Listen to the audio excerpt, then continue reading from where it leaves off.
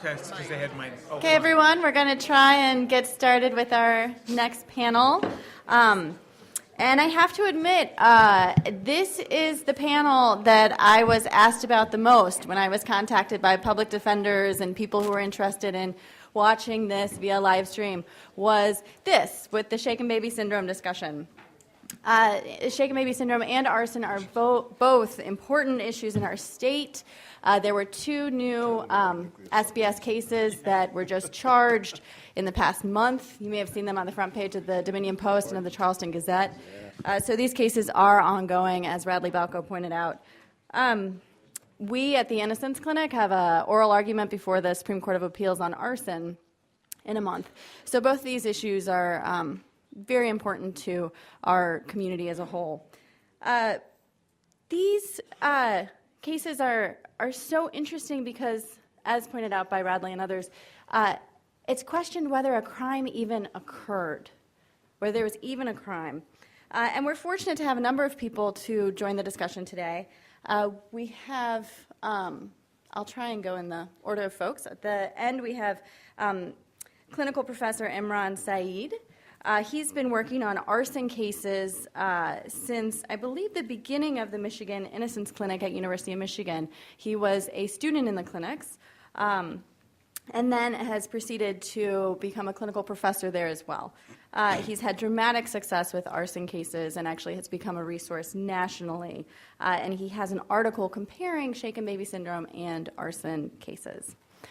Next, we have Mr. Paul Bieber. He's the founder of the Arson Research Project. He investigates and testifies in cases nationally, but he not only does work as an expert, he's beginning research in the human influence on fire science findings. Maria Collier.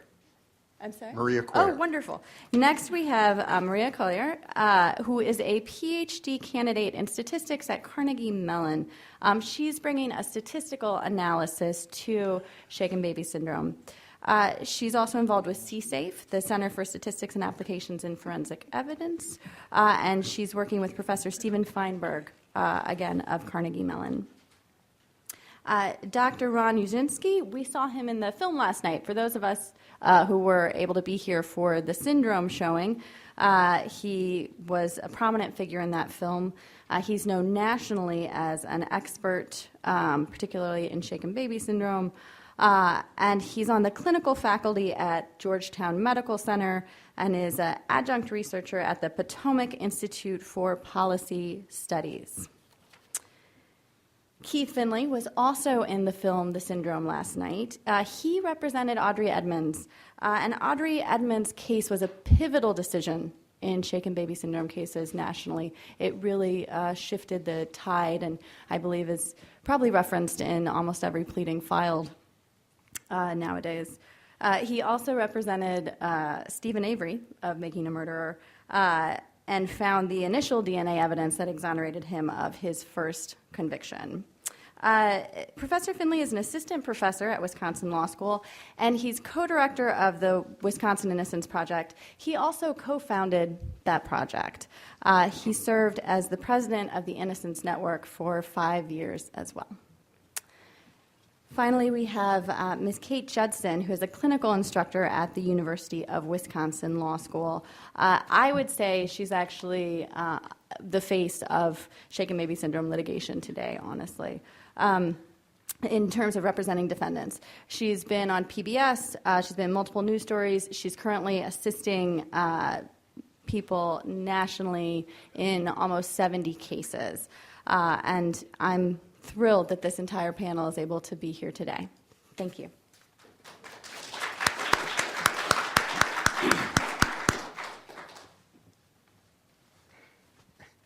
Before you begin, Kate, let me just lay out the format for the group here. Each speaker is going to speak for 10 minutes. Then we're going to have a discussion between and among the panel members about the presentations, and then we're going to open it up to questions. Thank you. Okay, thanks. All right, well, I didn't know I was the face, but I like it. All right. So I'm going to talk about shaken baby syndrome and what we call science-dependent child abuse prosecutions. We've alluded to this a little bit before. That really means that scientific or medical evidence provides all of the elements of the crime. Without the scientific or medical evidence, there would be no evidence of a crime. And that's what we're talking about when we say science-dependent prosecutions. That's, of course, an oversimplification, but that is how we understand them, and I think how everyone else is going to use them in this talk. Another oversimplification I want to give you before I start is this. This is an oversimplification of the problems facing this area of the law, but think about the themes that we've heard today, right? We've talked about how in the wake of the discovery of bad and faulty forensic science, what we need is more study, more oversight, more transparency, more adversarial testing. All of those factors in some combination are often proposed as the way that we kind of get through this bad forensic science, that we start to have better results for clients, fairer results for the justice system, okay? So that's sort of touted as the way forward. But imagine a discipline in which, where in the wake of exonerations, many dismissals and acquittals, the strategy is actually to do the opposite, right? To increase the reliance on the subjective expert opinions and decrease transparency. So just kind of hold that in your mind while we talk, okay? So let's talk about SBSAHT, shaken baby syndrome, abusive head trauma, and let's talk about what the debate is and what it is not, right? I'm going to start with what it's not. It's not a question about whether child abuse exists, and it's not really a question about whether doctors can correctly identify medical findings, right? Though some mistakes occur, we know doctors are pretty good at spotting a medical finding. So even though you might make a mistake as a physician, you're relatively well trained at spotting a fracture on a radiograph, for example, right? You look at an x-ray, there's a fracture. Or really pretty good, even though some mistakes occur, at taking blood and growing a culture and identifying a microorganism that might be infecting a person. So these are things that we know that physicians with a relatively high degree of accuracy can do, right? So this is not a debate about that.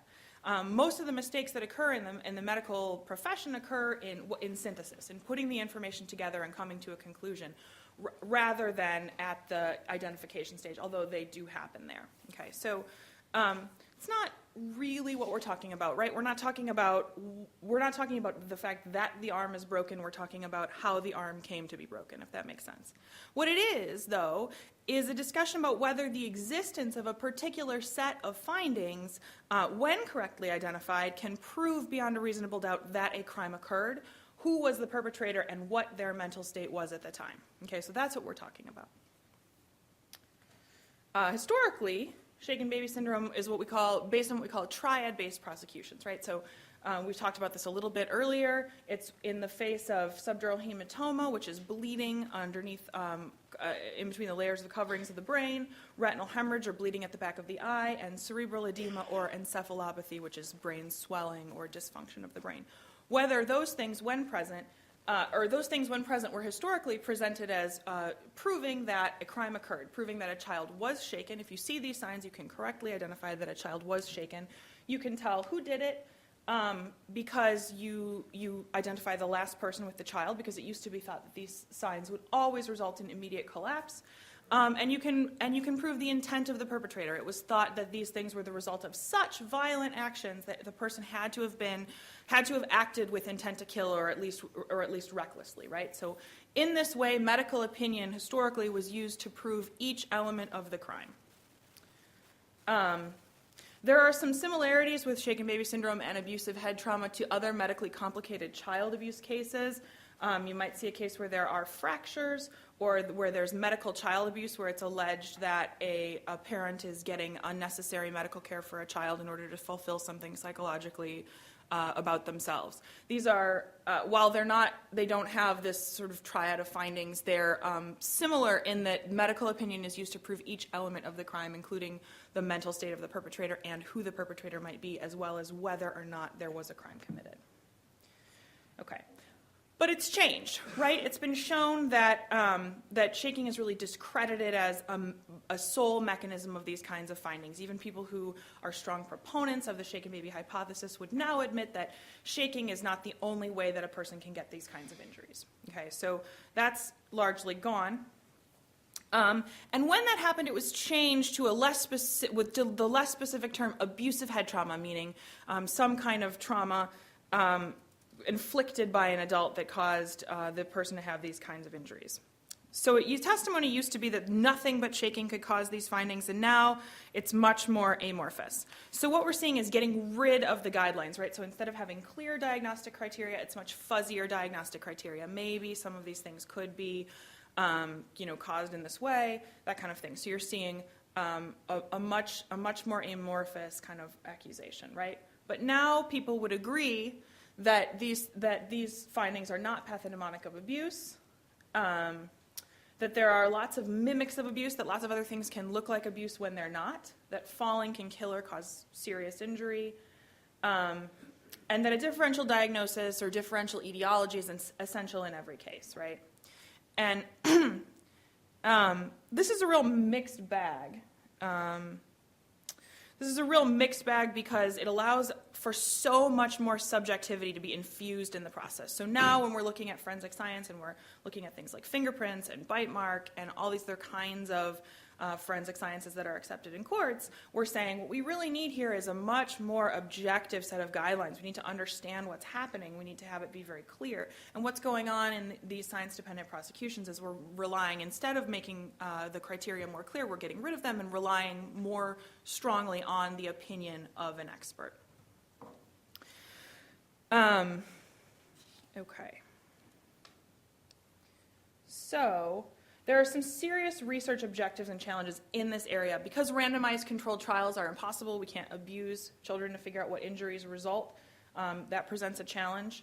And research generally includes retrospective case studies of suspected abuse, right? So that means that you have to accurately sort the cases into abuse and non-abuse, and that includes a lot of extraneous information like we've been talking about that can infuse much more subjectivity into the process. So things like confessions, statements by alleged perpetrators. There's a circularity challenge, which is that the inclusion criteria are the clinical findings being studied. So you're saying once somebody has these 3 findings, it is abuse, and we will use these abuse diagnoses to determine whether we're making abuse diagnoses correctly, right? So that causes a real problem. Okay. But what happens is that proponents of these ideas of these abuse hypotheses say that in the absence of high-quality research, we know we don't have high-quality research, so you have to rely on clinical judgment. You have to rely on the learned opinion of the doctor making the diagnosis. But in the law, this is a problem, right? Because it introduces the subjectivity that infects other forensic sciences, and it infuses it with that to a great degree. But really, the problem is that we have another word for clinical judgment in the law, right? We call it ipsi dixit, right? We don't allow experts to say, trust me, I'm an expert. We need data. We need facts and information. Okay. We know that bias in the healthcare context is very significant, right? We know that different groups, there's been a lot of research focused on whether different groups receive different care. So race and ethnic differences, gender can lead to disparities in healthcare. And there's been some scholarship around this, and it affects all aspects of healthcare. And of course, race and gender are a little bit easier to quantify, right? We can tell how somebody gets treated, and we know their race or gender. There are also some more amorphous categories there too, like perceived drug use, right, or perceived drug abuse, or socioeconomic status that are more difficult to quantify. So there are issues of bias, right? Issues of bias are really important when making a medical decision. And we know that factors like race and gender can affect all aspects of healthcare, including wait times in the clinic, right? So we know that it's very pervasive. Okay. And then the other sort of piece of this puzzle is error.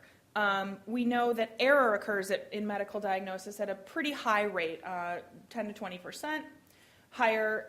And the more subjective your diagnostic criteria, sort of the higher that your possibility for error becomes, right? So if you have no standardized diagnostic criteria and you have a lot of room for subjectivity, we know that can make it more difficult to make an accurate diagnosis.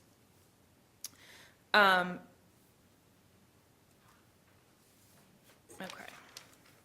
So how can we improve outcomes in this field? Well, I have a couple of ideas for this. So the first thing is to recognize that problems exist, and I see that I'm out of time, so I'll go through this incredibly quickly. To recognize that problems exist, right? To recognize that this is a problem, you can make the wrong diagnosis, and that is something that needs to be addressed. This is very important, treating false positives and false negatives as equally problematic. So it's very problematic not to recognize that an abused child is abused, and it is equally problematic to classify a child that has not been abused as an abused child with all the attendant consequences that come with that. Okay, I'm going to quit there.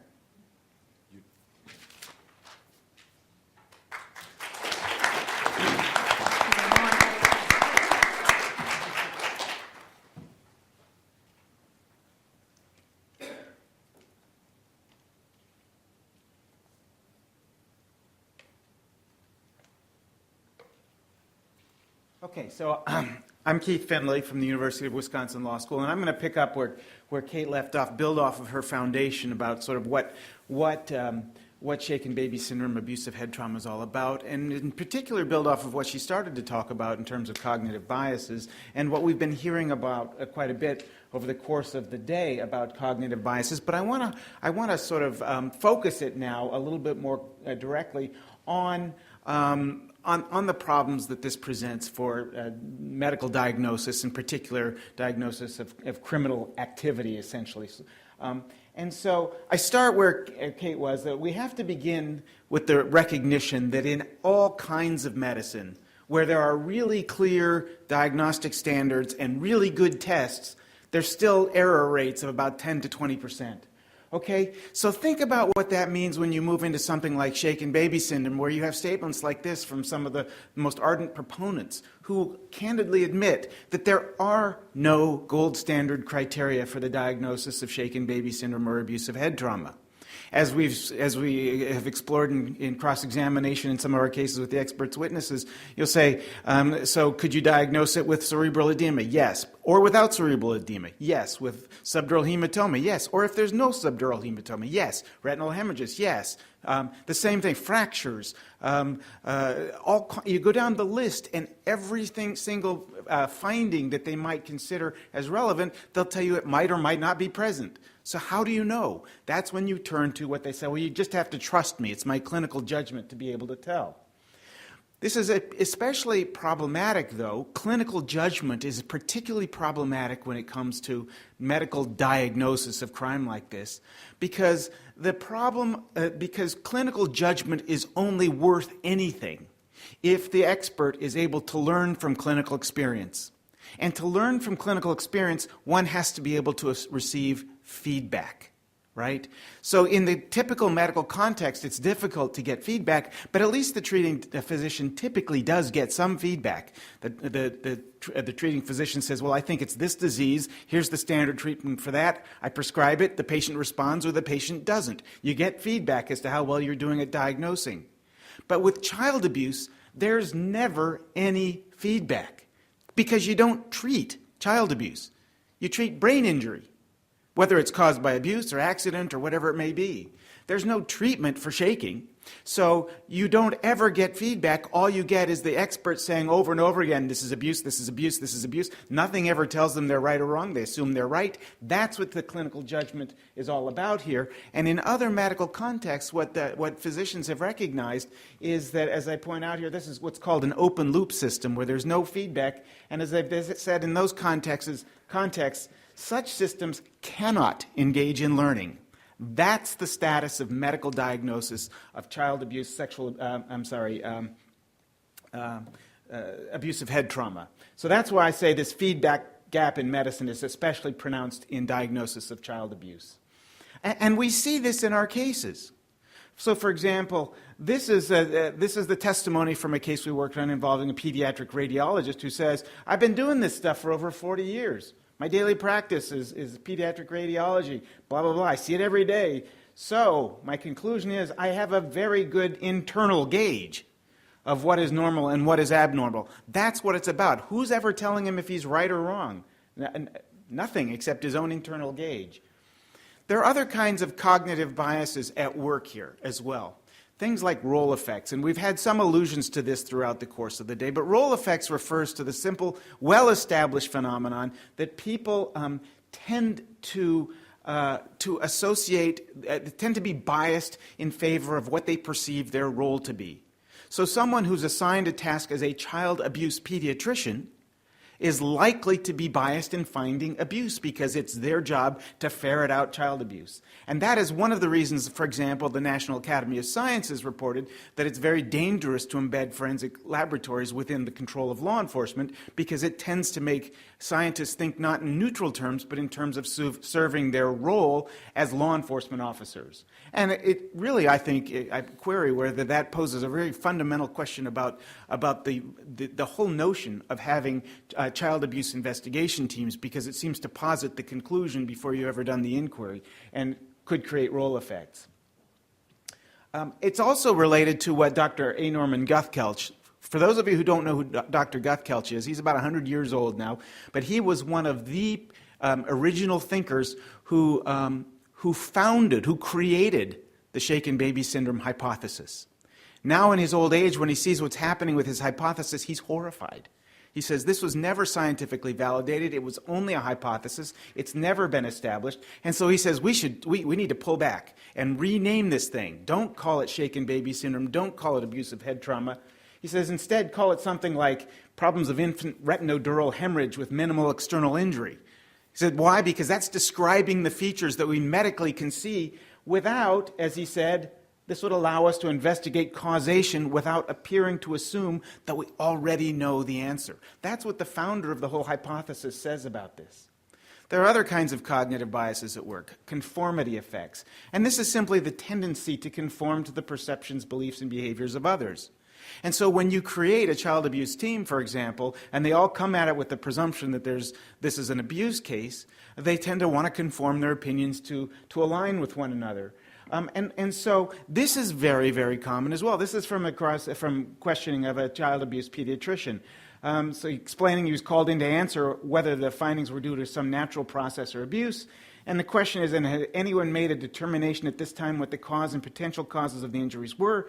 Answer, it would be unfair if I didn't say that everybody who'd seen her felt very strongly this was likely to be abuse. That's what we're talking about by conformity effects, right? This pediatrician is under tremendous pressure to conform to those other opinions. It's also what Dr. Jerome Groopman, in his widely read book, How Doctors Think, describes as diagnosis momentum. Once a diagnosis builds some momentum, other doctors tend to fall in line and become incapable of seeing an alternative. We've heard a lot of talk about confirmation bias, and this is particularly pernicious in this context as well. And just to make explicitly clear what we're talking about, confirmation bias generally refers to the phenomenon, or the innate tendency we all have to, once we have reached a conclusion, to then not try to disprove our own conclusion, but rather to look for evidence that will confirm our conclusion. So we tend to seek confirming rather than disconfirming evidence. We tend to recall evidence that confirms our conclusions. And most importantly in this context, I think, is we tend to interpret ambiguous evidence in a manner that conforms with pre-existing beliefs. So we see this, for example, this is a case, I just was working on a brief in this case that we're litigating in New York right now, working on this brief last night. Here's what the prosecution's neurosurgeon testified to. We had presented extensive biomechanical engineering evidence showing that shaking was an unlikely mechanism of death, and that the witnessed shortfall of this child in this case was much more likely biomechanically to be the actual cause of death. And this neurosurgeon insisted that he was sticking to his guns, that no, that shortfall couldn't have caused death. It had to be shaking. And so he's asked, so he says, as a practicing neurosurgeon, seeing these children, I'd say that biomechanical studies so far are not consistent with reality. That's confirmation bias, right? You're confronted with disconfirming evidence, and instead of trying to adjust your conclusions accordingly, you simply rule it out as inconsequential, or that the biomechanical studies are not consistent with reality. So he said, explain that. He says, well, as I explained from the literature and my own experience, we don't see this pattern of injury and shortfalls. Well, why does he not see that pattern of injury and shortfalls? It's because every time he sees that pattern of injury, he declares it can't possibly be a shortfall. That's confirmation bias. He's looking and interpreting ambiguous data in ways that only conform to his preconceived notions. We see it in this other case where the defense experts had found that it was very likely the child suffered from viral meningitis and not abusive head trauma. And it was pointed out to the state's physician, well, this child suffered from things that are all signs of viral meningitis. So why can't it be that? And his response is, well, all of those are symptoms of head injury too, which clearly the child had a traumatic brain injury. And everybody thought she did. So basically, even though it could go either way, because I've previously concluded it's abusive head trauma, that's what I'm going to look to. This is another example of confirmation bias that I thought was pretty glaring. This was a 10-month-old child who died from brain swelling, which was the recognized result of hypoxia. And so from the presence of the triad alone, the doctors concluded that the defendant had shaken the child to death. They then found that, in fact, there was a rubber band lodged in the child's throat, which would seem to explain the hypoxia.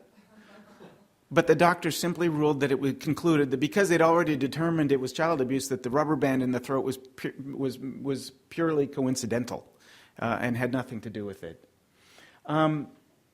We see this also, for example, in this case. This is how the doctors would be inclined to interpret statistical data. In this particular case, the defense was that there was a shortfall death. And the doctor says, well, looking at the literature, Dr. Plunkett's article on shortfall deaths, he looked at a database of 75,000 cases, and only 18 of them resulted in serious injury. So what's his conclusion? His conclusion is not that shortfalls can kill, which clearly that shows. His conclusion is, so falls from playground equipment, I think we can say in general, don't cause serious injury. Now, how can you get that conclusion from that data unless it's simply you're working really hard to confirm your prior hypothesis and to disregard any other? And then the last thing I want to say, because I think I'm out of time, is that we've heard about biasing information and what is appropriate for physicians to know when they're making diagnoses. And this is really problematic here because the child abuse pediatrician or the diagnosing physician in a child abuse case will always say we need to look at the entire constellation of factors. So, for example, in this one case, the doctor was explaining what he considers.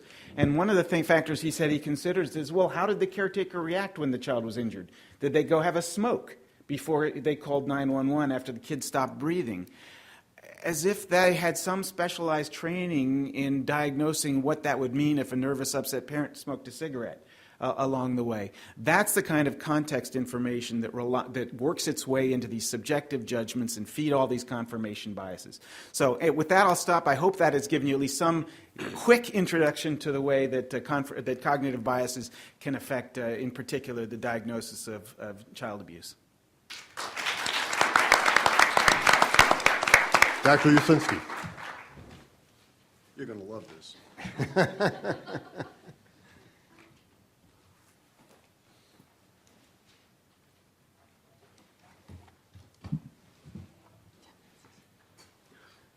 My name is Usinski. I'm a neurosurgeon, and I'm a man of few words.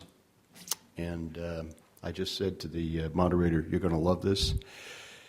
For my entire life, I've been thinking outside the box. And I'm going to do that right now. All I'm going to do to you is say, do this little thought experiment. Try it yourself. Imagine that there's a light that blinks for 3 seconds every 6 seconds. That means for 3 seconds it's on, and for 3 seconds it's off. Now, I've done this little experiment with a bunch of first graders. You have them close their eyes when the light is on and open them when the light is off. They will tell you the light is not on. You take a second group, you have them close their eyes when the light is off and open their eyes when the light is on. They'll tell you the light is always on. That's the problem. That's the problem here. You only see what you want to see in front of you. And if you have blinders on or blindfolds on, there are things you're not going to see. It's that simple. And I have only one other point that I want to make. The Earth did not start revolving around the sun when Copernicus figured it out. It was doing it long before that, and it'll be doing that long after we're all gone. the science does not change. It's our perception of the science and the world around us that changes. And that's what we need to keep our eyes open for. And that's all the time I need. And that's the surprise.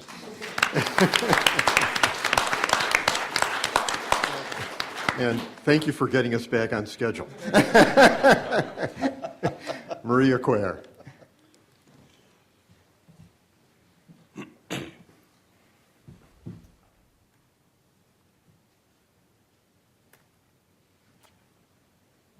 Hi, everyone. Thank you so much for inviting me.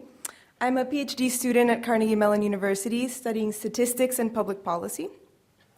So I got interested in studying the statistics of shaken baby syndrome. In fact, the statistics that are used in court, but also the statistics that are used in the medical literature, because an attorney called Heather Kirkwood approached my advisor and said, I think we need someone who knows statistics to look at this. I think there's something going on. Can you figure out if you can find something? So I've been reading a lot of the papers that have been mentioned today, and I found a few sort of glaring problems with the statistics that are used in shaken baby syndrome. Today, I'm going to talk about one of these problems, and that is it has to do with shortfall arguments in court. And so I'm going to do a probabilistic analysis of these arguments that are made in court. I've been told that attorneys don't love statistics. It's not like maybe their favorite subject in school. So I hope to make this clear and simple. I'll also answer questions afterwards if you have any. Okay, so in some cases of abusive head trauma or shaken baby syndrome, as we've heard, the defendant claims that a short fall caused the injuries and not abuse. So the defense in this case says, look, it was a short fall that caused this injury. The prosecution says it was shaking or some other form of impact, and it was intentional abuse. So what I will do today is go through three claims. The first one is Chadwick's claim. So Chadwick is, I guess if you saw the movie yesterday, you would know who Chadwick is. He's a physician. His argument is that only 1 in a million infants dies from a short fall in a given year in the United States. Then I'll go over the prosecutor's claim, which is that due to this paper by Chadwick, the defendant must have abused the child.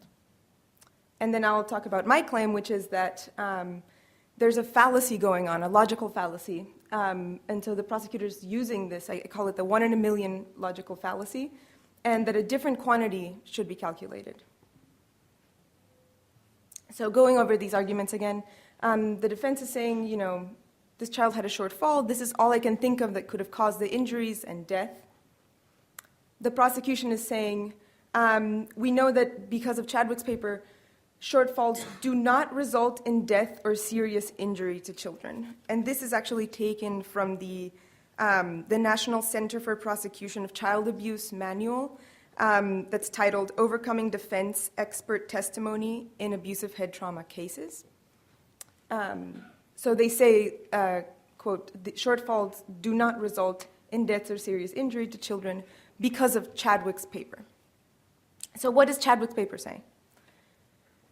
So this paper was published in 2008, and it's titled Annual Risk of Death Resulting from Shortfalls Among Young Children is Less Than 1 in a Million.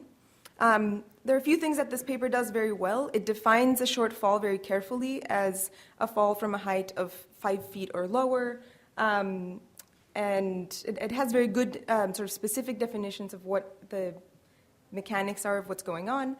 And they look at a database called the EPIC database from California, and they look at data from 1999 to 2003. And what they get from this data is that they divide the number of infants who have died from a short fall in California by the number of all the infants in California. And if you want to write this in terms of a probability statement, it's the probability that a child has that an individual has a death and a short fall, given that this individual is a child in California, ages 0 to 5. And what they end up getting from these numbers is 0.48 in a million in a given year.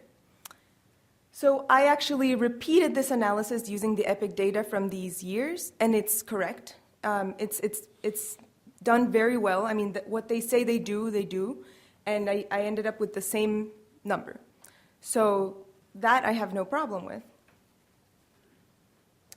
What I'm going to show you now is sort of a type of like Venn diagram that tells you what Chadwick's claim is saying. So this big green square is the population of all the infants in California, ages 0 to 5.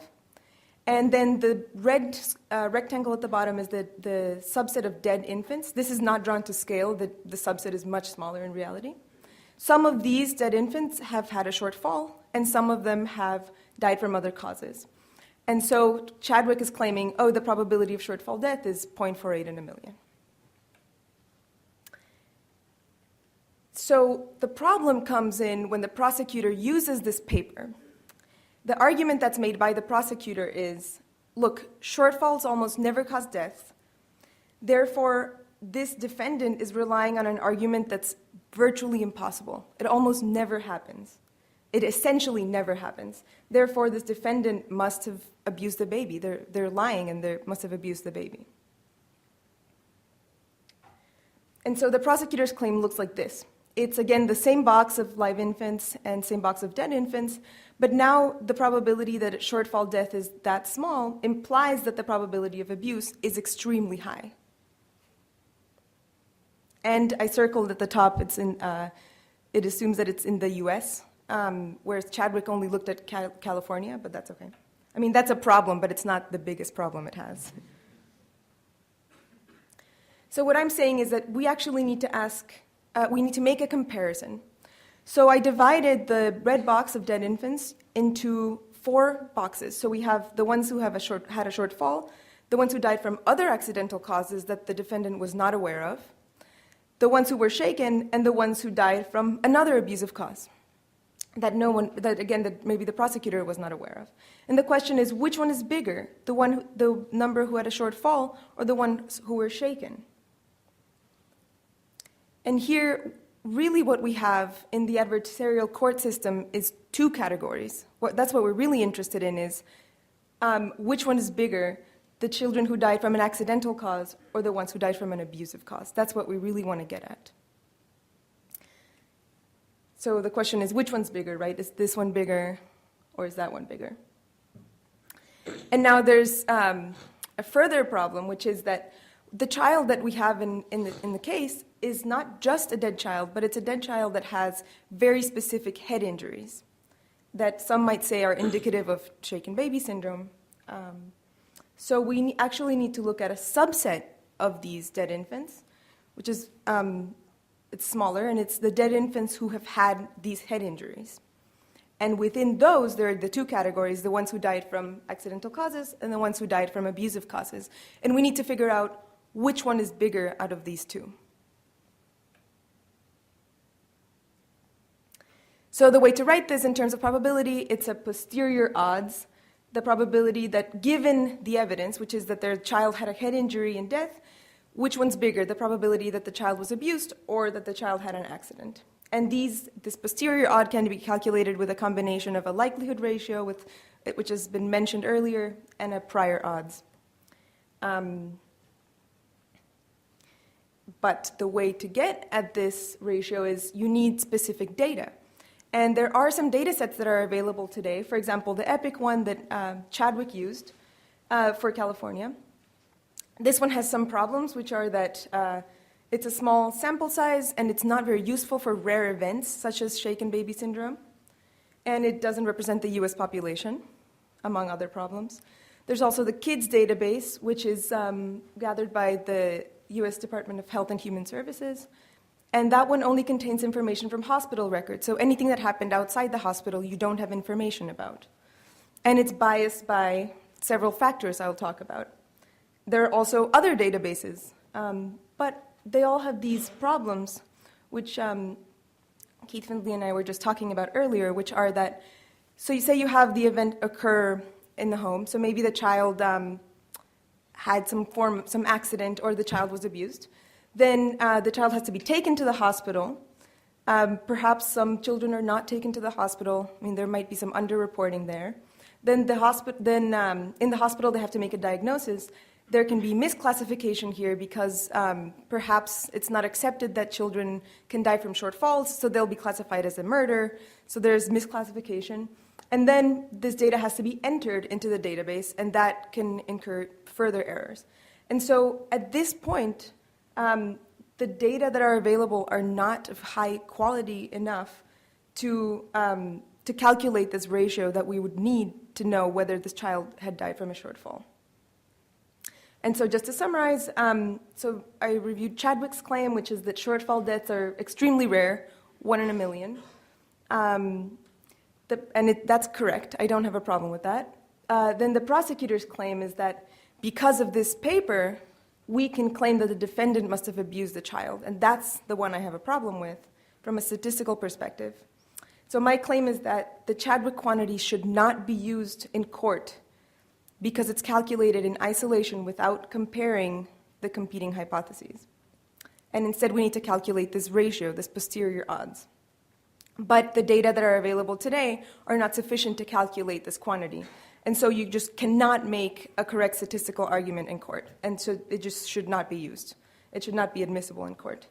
So we cannot answer with data, could this child's injuries have been caused by a shortfall? Great, thanks, that's it.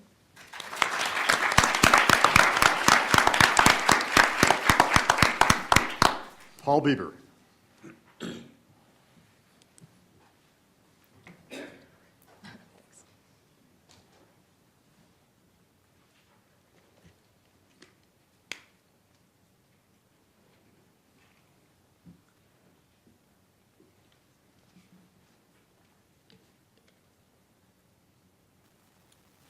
Hello. This is probably not a bad time in the day, now that we've been introduced to all sorts of different concepts and issues, to kind of take a step back and look at the problem a little bit more broadly. And perhaps instead of discussing the specific issues, let's talk about how they combine and how they commingle to reach errors, to make mistakes, which is really what we're talking about. We're talking about making errors in forensic science, often in forensic disciplines that have no feedback loop to allow the forensic examiner to understand that they made a mistake, and therefore they will go on believing that their conclusions were accurate because there's no way for them to know what the ground truth is. And I'm going to talk about these broadly, and then I'm going to try to bring them back to arson and also shaken baby syndrome. There are 3 broad categories or issues that tend to be present in many of these forensic domains, particularly fire investigation and shaken baby diagnosis, that are able to commingle and combine to increase the error rate or to decrease the reliability of the underlying conclusions. And they are a subjective methodology, domain-irrelevant information, and a motivated investigator. And you've already heard all of these terms today, so I'm not going to speak about them quickly, but let me take them in reverse order. Motivated investigator. When I say this to a group of fire investigators, they're shocked that I would criticize them for being motivated, because the culture suggests that we need to be motivated, we need to be zealous in our pursuit of the truth. That's not what I'm talking about. I'm talking about the motivation to find a particular answer, especially as Keith Finley was discussing, when you associate yourself with a particular role. That motivation is what leads to bias and error. What I recommend in its place is for a forensic examiner to be passionately dispassionate. That should be their goal, is to approach these forensic problems, these examinations, with passionate lack of passion. They want to look at the data, analyze the data, and come to a conclusion without any dog in the fight. The second is domain-irrelevant information. And this is another term that's used widely when we discuss cognitive bias. Domain-irrelevant information is, as the term implies, it's information that may be very important to the broader criminal investigation, but it's not relevant to the forensic domain in question. Now, this really comes into play in things like arson investigation and shaken baby diagnosis, where it's not just that there might be biasing information that inadvertently the forensic examiner becomes aware of. No, in fire investigation, it is the fire investigator's job to go out and seek that domain irrelevant information. In fire investigation, the forensic examiner, the fire investigator, is simultaneously the criminal investigator. We're not talking about the forensic examiner having some sort of inappropriate relationship or dialogue or communication with the criminal investigator. We're talking about the forensic investigator being the criminal investigator. A fire investigator goes to a scene in most jurisdictions in the United States. They examine the scene. They draw forensic science conclusions. They go out and they interview witnesses. They write and they serve search warrants. They develop all of this information, both domain relevant and domain irrelevant. They combine and collate it all. They put it into a binder, and then the fire investigator goes to the local prosecutor and presents the case and convinces the prosecutor that the elements of the crime have been committed. Imagine for a moment that we replace fire investigator with any other forensic domain. Does the fingerprint analyst interview the witnesses, interrogate them, get a confession, write a search warrant, put this all together, and go have a sit-down with the prosecutor and explain why criminal charges should be brought? Of course not. It's outrageous. And finally, a subjective methodology. There's some level of subjectivity in any forensic domain. But on the left-hand side, I have a photograph of a small fire in a couch. Imagine for a moment that this fire is discovered at that moment and extinguished. The fire patterns, the burn damage, it's all isolated to one small area on the left-hand side of the couch. Here's the deal. If you send 10 fire investigators in there independently and ask them to apply fire pattern analysis to the evidence that I've just described, they're all going to come to the same conclusion, that the area of origin, which is their core competency, is figuring out where the fire started. They're all going to say, yeah, the fire started on the cushion of the couch on the left-hand side. It's never been measured for reliability, by the way. There's no known error rate for fire pattern analysis. But I will give them that there's a broad consensus amongst the relevant community that fire pattern analysis under the situation I just described appears to be a reliable underlying methodology. But allow the fire to burn for another 15 minutes. Now there's full room involvement. There's full room involvement.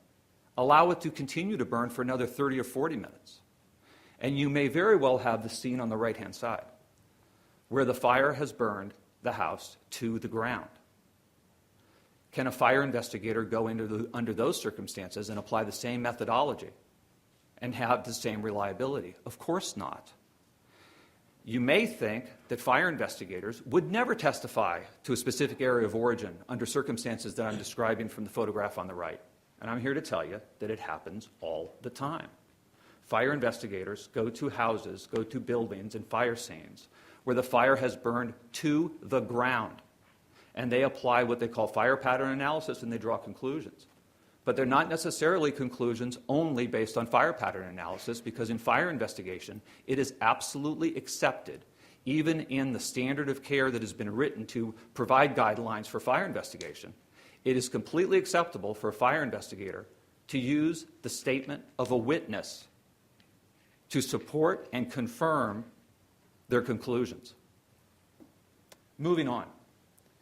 I just have 3 minutes left, and I want to get one more important point across. And I'm going to drop a line on to you that if you're able to digest what I'm about to say, you will be far ahead of many practice. This is to the law students. You'll be way ahead of a lot of practicing attorneys out there defending and prosecuting arson cases.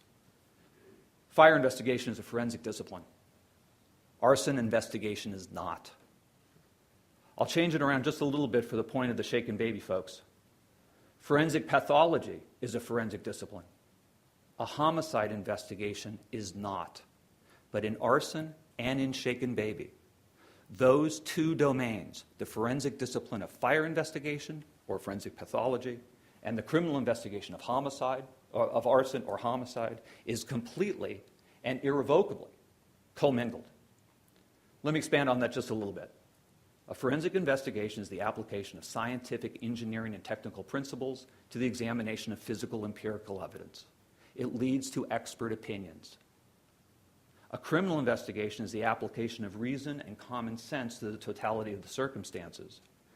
The forensic investigator's opinions matter because they are based on scientific engineering and technical principles. Their opinions are admissible in court. A criminal investigator's is not. It's up to the jury to draw these conclusions. But in fire investigation, the fire investigator is allowed to testify to everything. They're allowed to testify with their brand of scientific certainty as to area of origin, the cause of the fire, and the classification of the cause, whereas the forensic pathologist is allowed to testify to the cause of death and the manner of death. But the area of origin and the cause of the fire, that is a scientific conclusion. The classification of the cause, accidental, intentional, natural, or undetermined, is not.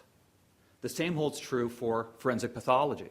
The cause of death, that's based on scientific and medical principles to the examination of the body and autopsy and lab reports. The classification of the cause of death, that's not a scientific determination. That's what juries figure out. Unfortunately, in both fire investigation and shaken baby syndrome, the forensic expert is expected to testify as to the accidental or intentional nature of the incident. And I know I'm running out of time, so I just want to make one more point. It is identical to a fingerprint examiner. They lift my print from this area where I just put my index finger. And a fingerprint examiner takes a look at the latent print, and they take a look at my rolled print, my known print, and they say, the fingerprint found on the counter belongs to Paul Bieber. Great. Let's say the next question out of the prosecutor's mouth is, was that fingerprint put there accidentally or intentionally? What was Mr. Bieber's motivation when he put his finger there on the counter? To a fingerprint examiner, that question is outrageous. The defense attorney would be jumping out of his skin in order to object to it. And frankly, the prosecutor never would have asked it. In fire investigation, when a fire investigator is asked to opine as to the accidental or intentional nature of a fire incident, or the forensic pathologist is asked to opine to whether it's homicide, suicide, accident, that's exactly what they're testifying to, with the same lack of scientific basis. Thank you.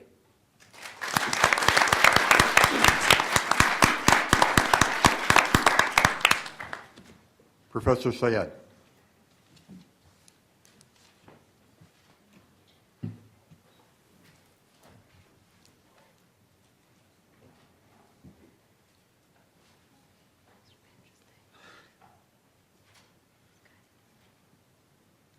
Okay. Hey, everyone.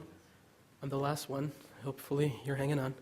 I'm going to be talking about something more lawyerly and less sciencey, which maybe to the law students is a relief because, it's heavy stuff. I'm going to be talking about how you take some of the issues that we're talking about here and litigate them in criminal cases, and the vast majority of the time I'm talking about post-conviction, either sometimes direct appeal or even after direct appeal. That is what the Innocence Clinic that I work for specializes in. Most Innocence projects, of course, work on cases long after conviction, so this is nothing new. This is about, I guess, reopening the door to re-explore a scientific discipline or the scientific testimony that was given in a criminal case. Now, in the absence of a junk science writ, which we heard something about this morning, and I believe Texas is still the only state that has a junk science writ, in the absence of that, litigating these issues after the initial trial can be a challenge, and it takes a little bit of creativity. And this is what my research writing and even my practical experience in cases has been all about. That's not to say I'm taking credit for any of the things I tell you. A lot of people in this room actually came up with this stuff. I just get to tell you about it. So the first thing to realize is there are immense litigation challenges built into our system on post-conviction, and the reason for that is very basic. Those of you that have had, even one law school class will know that. The law values finality, right? The law values getting an answer, sticking with it. Science doesn't exactly work that way. these kinds of cases in the legal system are not supposed to exist. We're supposed to get a right answer, or answer everyone can rely on, and then deal with that and have the consequences of that. Now, as Dr. Usinski just said, and I'm going to try to make sure I say it right, science doesn't change. What changes is scientific understanding, and scientific consensus in many cases does change. So what happens here is we have to understand that science is an evolving thing, and it's moving, and the legal system generally isn't really great at recognizing or accommodating for that. But also, the shift doesn't happen overnight. The shift in consensus takes time. It's not a one-time thing. It's an ongoing thing, and I'll show you an example. But I think arson and SBS serve as an interesting way to talk about this. The shift in fire science is not over. I would never say that. But it is very much more accepted that certain things that were done in the 70s, 80s, early 90s are not acceptable, are not scientific, and shouldn't be done. And therefore, the shift in consensus on some of that is much more widely accepted than SBS. Those of you that saw the movie yesterday very well know it's a very much ongoing debate, and both sides have experts that feel very strongly. And so your way to challenge a conviction based on SBS or a conviction based on arson depends on where along the shift that conviction arose, right? And this is going to make more sense in a second, I promise. The process of the shift, which is, sounds like process of the catch. Process of the shift is a strange situation because the exact same case will be litigated in different ways depending on when it arises, okay? So let me show you. This was mentioned by several people this morning. Comparative bullet lead analysis. I'm not going to get into it. You don't necessarily need to know what it is. It's a technique that the FBI and only the FBI used for the better part of, 30 years at least. It is a discredited technique. What I have here is a rough chart. There's actually a lot more to this that kind of describes the process that this technique underwent as it shifted from uniformly accepted, unquestioned, and really bad evidence if it's presented against you, or really good evidence for the state, to the point where no one would really stand behind it. The FBI has repudiated it. So I kind of break down the shift into several steps here. You have a period where the scientific technique is used, and almost without question, if it's presented against you, you better just come up with an alternate arsonist because you're not going to be able to challenge the arson, that kind of thing. Then you have the era where some questions begin to arise. Someone has seen something. There may be a single paper out there. In the CBLA realm, there was a paper in 1991 that kind of began to question, well, does this really mean what we've been saying it means? You have a third period where there's a lot of questions raised, okay? So that's where you have people in the field raising questions. Then it reaches a fourth phase where it's kind of more mainstream. Maybe the media starts asking questions. CNN started talking about arson investigation, fire investigation at the time of the Willingham case as that execution neared. So the general public kind of started to learn about it.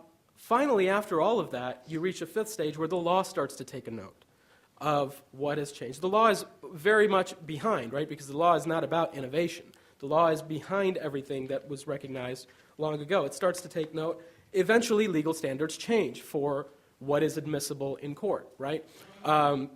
Certain things come to be very difficult to now use in court. If you were going to try to use some of these things, you'd have a hard time. But there's that final stage, which is that people who already got convicted still have a very high burden applied to them to overcome that conviction, even though everyone today agrees that it was junk science that convicted them. An example of this kind of emerged just in October when the U.S. Supreme Court denied relief to a defendant on an IAC claim in a CBLA case. And I could talk all day about that case, but that's not entirely relevant. I want to talk about some of the claims that have been used and that can be used in this context. The first legal claim I want to talk about is failing to have a Daubert challenge to exclude the state's experts. This is important because it's the first claim I talk about because it's not an accident. I think this has to be the first thing you look at, and it's against an attorney's instinct. Because as an attorney and a judge, the general thing is, well, we let stuff get in, people battle it out, and then the jury will sort it out.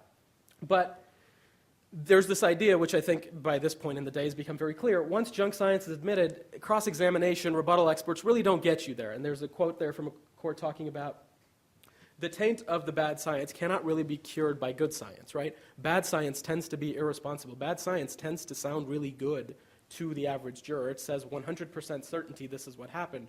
Good science says, well, maybe, maybe not, because that's the best we can say, to be give you a rough example. But remember, Daubert was about keeping bad science away from the jury in the first place. So this is where the challenge has to begin. And there's,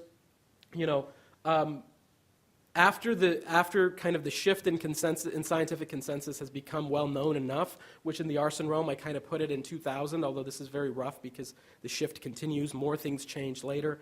But about 2000 or later, if you're using those old ways at trial, and we've had trials where they're using, it's essentially the 1970s in terms of the methods they're using, the trial attorney really should launch a Daubert challenge. And if they don't, the claim on appeal, post-conviction possibly, depending on whether you can reopen the door, is ineffective assistance of counsel for not launching a Daubert challenge. That's the claim we litigated in a case called People v. Caminata. We were able to win this case. Unfortunately, there's no opinion in it because we actually won it on the morning of the hearing, and the prosecutor kind of threw it in the towel. In an SBS case, as I said, this is kind of still an ongoing controversy, very much still an ongoing controversy. But there are certain things that are no longer defensible, right? I guess even proponents of SBS would say that shaken baby syndrome is not a term to use or somehow rely less on it. I have an example from one of our cases. We heard about the triad yesterday, these 3 symptoms that are taken to mean, child is violently shaken. The expert in our case is testifying really on just one part of the triad and saying that one thing means 100% abuse in this case. So that's something that even I think the relevant scientific community, even those that are still proponents of SBS, would find improper. Of course, if that fails, then your next step is to attack the state's case adequately with your own experts with cross-examination.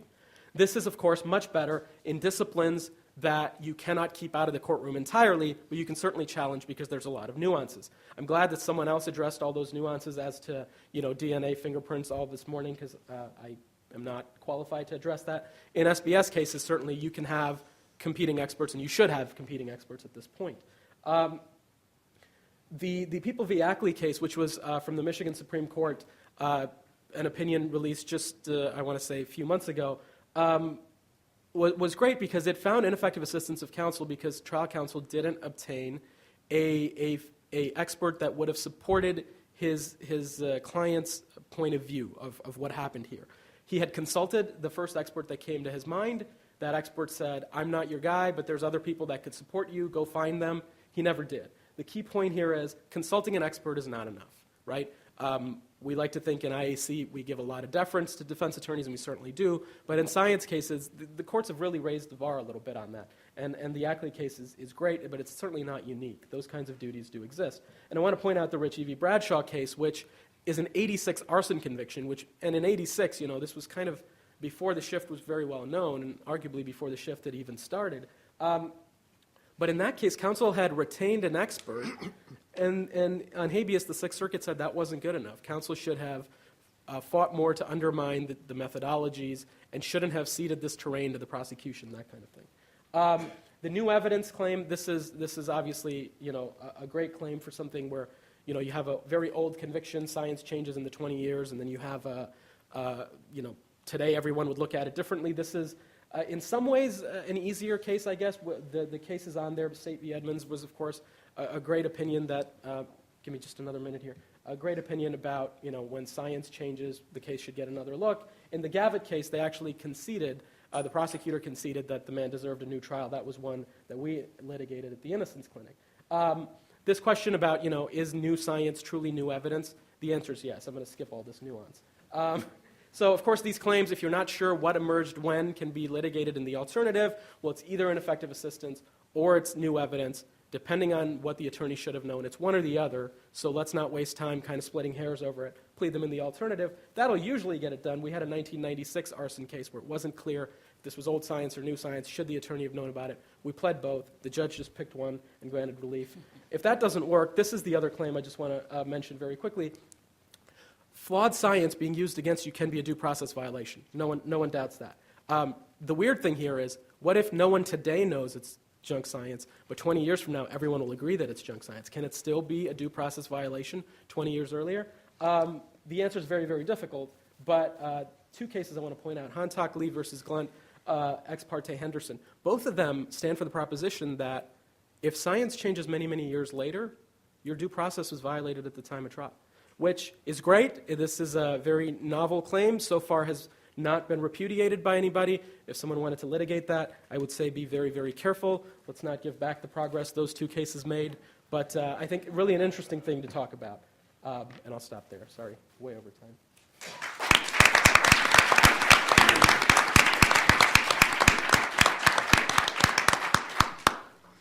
Well, thank you to all our panelists. Are there comments that any of you would like to make on any of the presentations or questions you would like to ask some of your fellow panelists? I'll just start with sort of a comment and a bit of a question for you, Maria. I'm just really excited that you're starting to bring the statistician's eye to looking at the shaken baby syndrome arena. And I'm just wondering, are there other recurring kinds of problems that you're identifying, or is that premature to ask you that? Recurring problems That you're seeing in the SBS literature? I mean, I think that the one sort of general problem that keeps coming up is problems with the data, putting too much weight on the data that are available today. And so there's, for example, the McGuire papers, which, they're using data to create a model that helps a physician determine whether a case was due to abuse or accident. It's a statistical model that is made from a data set that was gathered by a few physicians. And like we were talking about earlier, the data are super biased. And that's something that's not addressed at all. I've never seen anyone talk about that. And it's affecting anything that you do with data about shaken baby syndrome. It affects all the different papers that cite that one. I mean, it's everywhere. So I think that would be a recurring problem. There are a bunch of other ones, but we can talk about that later if you want. I'd like to add something to that.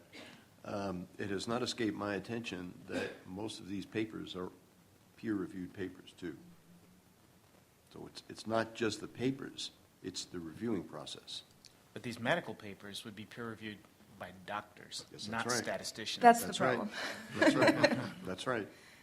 Yeah, it's. I have had a few.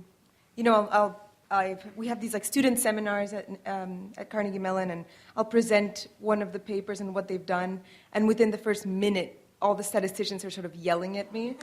They're just like, "No, what are you talking about?" I'm like, "This is not my work. I'm presenting what someone else did, talking about why it's wrong." That brings up another point.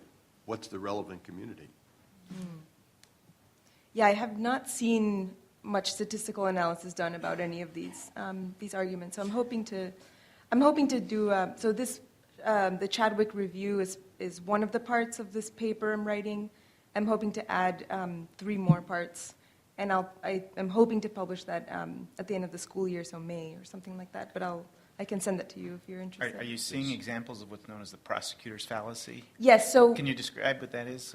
sure. So the prosecutor's fallacy is, say, this example where, say that you have there's been some kind of murder, and the person who's the suspect has red hair, brown eyes, and lots of freckles, and has a red shirt on, and they took him in to jail right away, so he's still wearing the shirt. So the question is, how likely is it that a person in the population will have these traits? So you say, it's not that common for someone in the U.S. to have red hair, and it's not that common to have freckles, and it's not that common to have a red shirt on. And so if you multiply all these probabilities together, you get an even smaller probability, right? You assume that all these facts are independent. That's one problem. You multiply them together, so it's like a bunch of fractions multiplied together, you get an even smaller fraction. And then you say, so the probability that this person is innocent is that tiny fraction. And that's the fallacy. Really what you should be saying is, so say that it's 1 in a million, right?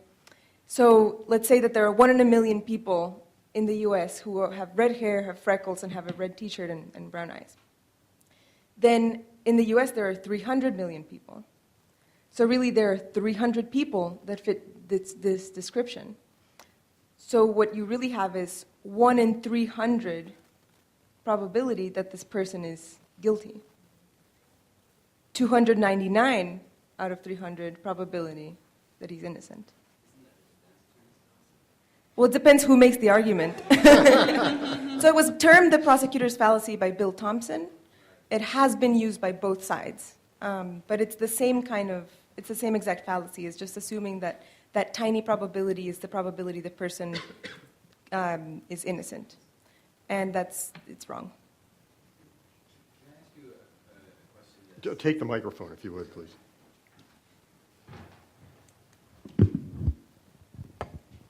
Is it okay to ask you a question that's unrelated to SBS, but related to statistics? Sure. Sure. Because it came up that you were talking about posterior odds Yeah. a minute ago, and I mentioned, and I'm not a statistics expert, I'm not one of the lawyers that hates statistics, but I'm one that's not very good at it either. But there's been a lot of talk in the forensic community, particularly pattern matching techniques, about how they're going to express conclusions in the absence of population frequency databases. And in Europe, they've been using a Bayesian statistical model and talking about prior odds of guilt and kind of plucking a number out of their butts and putting it into an equation and then producing a statistic. There's, as far as I know, nothing wrong with the math. The mathematics are perfectly valid. As a justice matter and as a due process matter and as a presumption of innocence matter, it is problematic, in my view. Could you talk about that debate a little bit? Sure. So what you're talking about is this idea of a probability being subjective. So there are sort of two different fields within statistics. There's the frequentist view and the Bayesian view. You're more of a frequentist, yeah.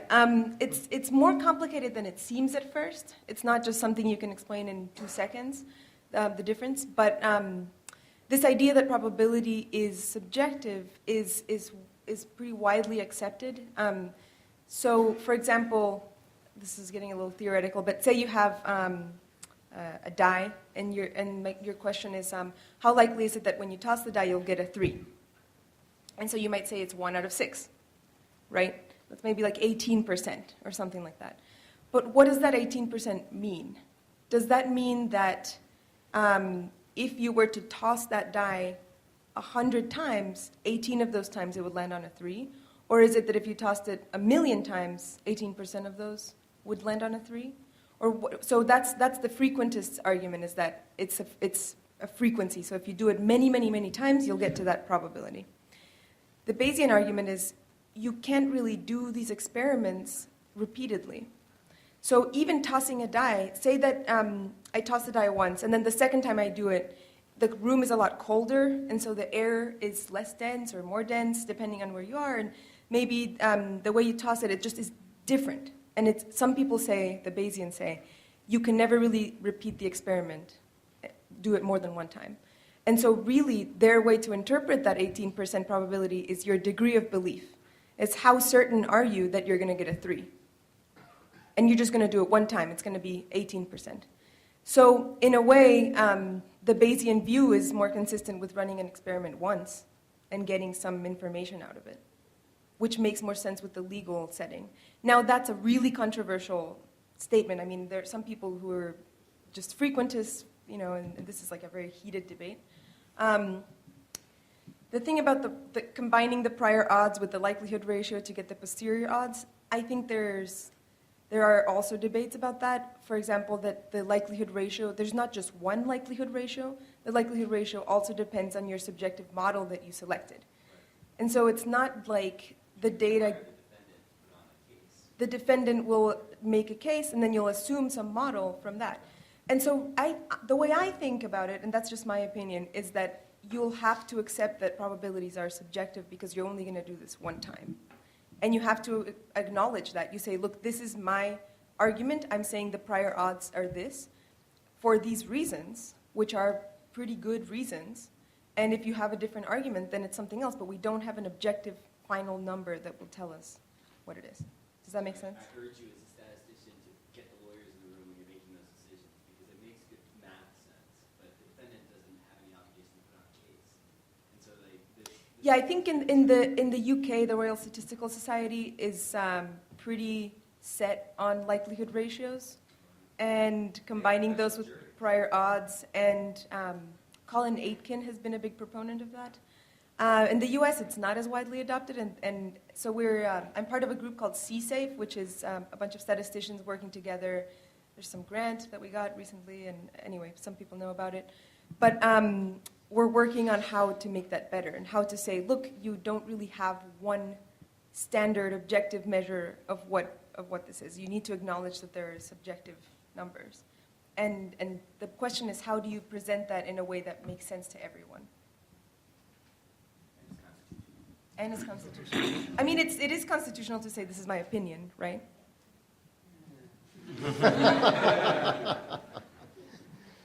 Other questions from the audience? Or comments from the panel?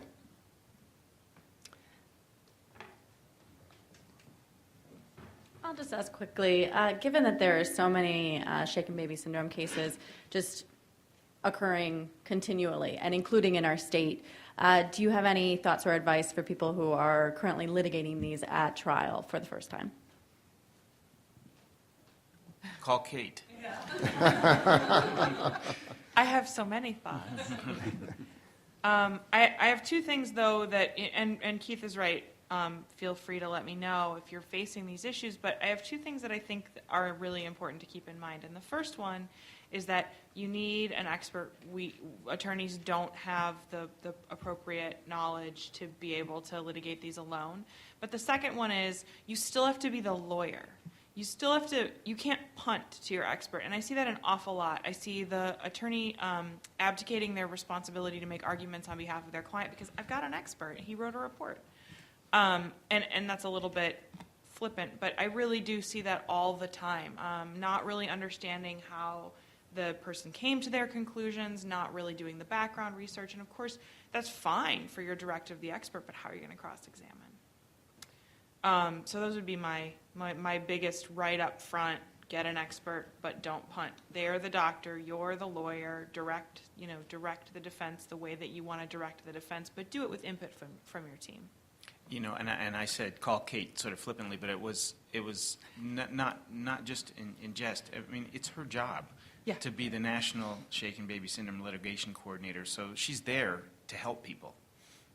That's what she's there for. And the number one thing I would say is, as a defense lawyer facing one of these cases, don't think you need to or should figure this out on your own and do it on your own. It's too big. It's too complicated. Kate can help you. And you should feel free to call any of us who are doing this, I mean, myself included, and call anyone who knows something about this. But ultimately, Kate's going to be a really good resource because not only does she have a lot of experience dealing with these things, but she has access to a whole data sets of research literature. She has probably the most up-to-date and expansive knowledge of who are all the relevant and useful experts.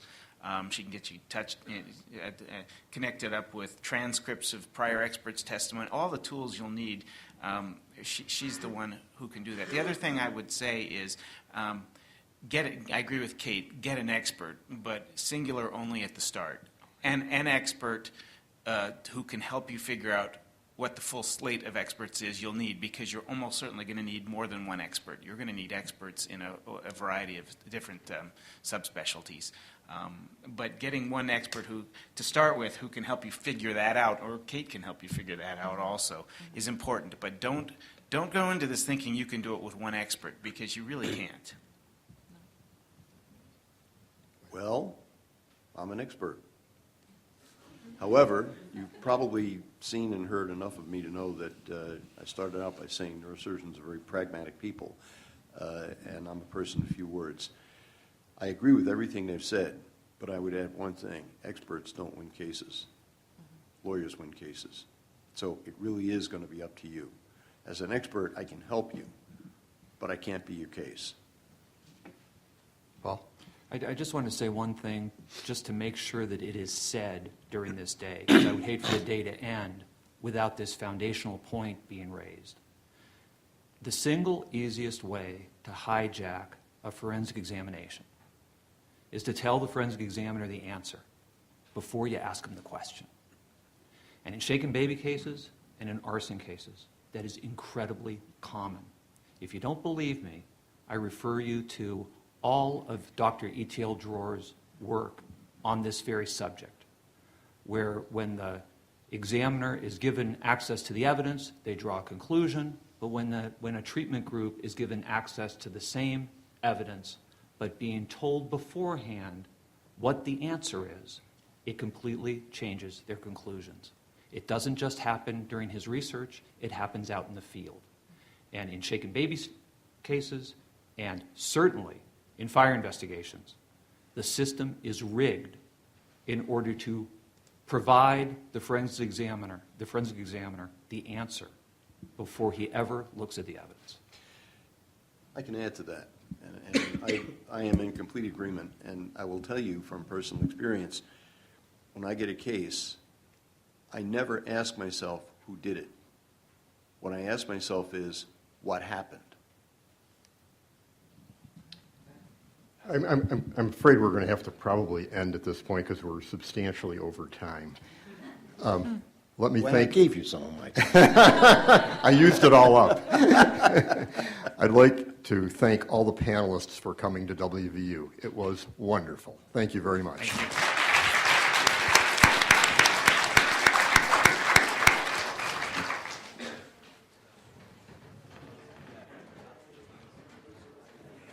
Yeah, let's take a 5-minute break and come back for the final panel of the afternoon.